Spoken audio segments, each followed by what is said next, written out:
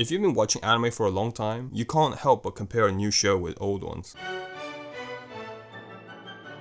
And after seeing carbon copies of shows that you have already seen before, I'm sure at one point everyone had the thought, I wish shows were more original.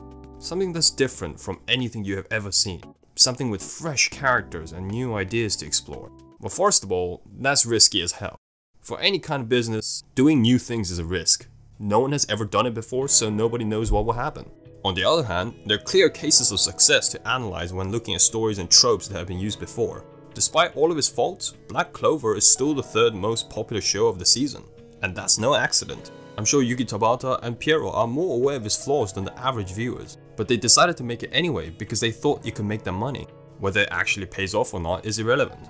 But it's not just that nobody knows what will happen, it's also that there isn't an established fanbase for new ideas. Bringing Black Clover as an example again, it's still a shonen battle anime, so we know there's already a huge market there. But for all of its gorgeous animations and unique visuals, Hoseki no Kuni is still pretty unknown and nowhere near the level of Made in Abyss, another similarly unique looking show last season. Of course, there are more factors than ideas for a show's popularity, but I think looking familiar plays a big part. It's also why most animes are adaptations, like manga, light novels, and games. An entirely new idea is either going to be a big flop or a new trend, and you can't predict that. Just look at dabbing or fidget spinners. How the fuck did these even get popular? At the end of the day, making anime is a business, and not everyone has millions of dollars to throw around. Secondly, these are new shows with new ideas. At least, to some viewers. Try to remember back to the time when you first started watching anime. You're suddenly met with spiky-haired protagonists and characters with eyes covering half of their face. All the characters are speaking in Chinese or something and girls seem to fall in love at the drop of a hat.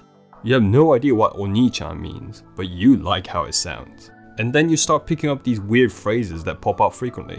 It's an exciting time. The time when there seems to be a whole world to explore. The time when everything is new.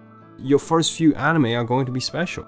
I ragged on some of these carbon copy shows last season, and as much as I still hate them, they're probably someone else's first anime, or their first introduction to the genre.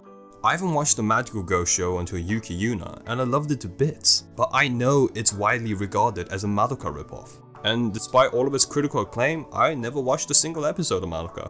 No one's going to go back and watch Evangelion or Guardians of the Galaxy now, and it's not because they're bad, oh no.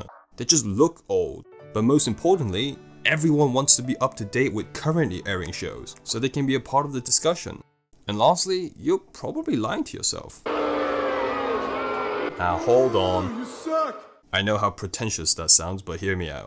There's a reason as to why there are 14 Call of Duties and 10 Assassin's Creeds. Most shows are full of tropes, even good ones. But there's nothing wrong with that.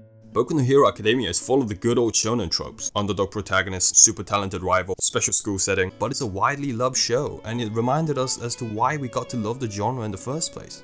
What's important is the execution, not the originality of ideas. So don't say you had enough of cute girls doing cute things, or shonen actions, because I know you're excited for that third season coming up just like me. And there's absolutely nothing wrong with that.